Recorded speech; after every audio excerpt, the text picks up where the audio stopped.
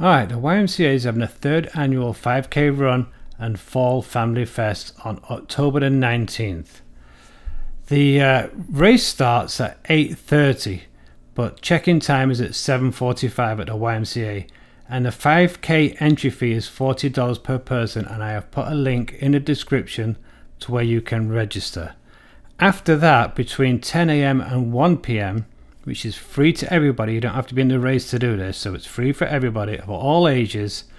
We've got enjoy a variety of activities for all ages, including children games, giveaways and more. YMCA open house featuring classes, activities and more.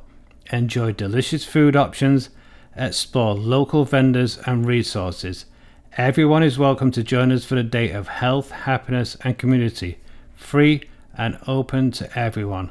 So get yourself down to the YMCA on October the 19th and join in the fun.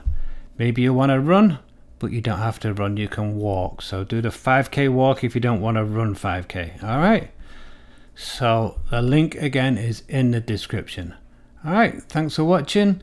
My name's Paul. Give it a thumbs up. Please subscribe. See you later.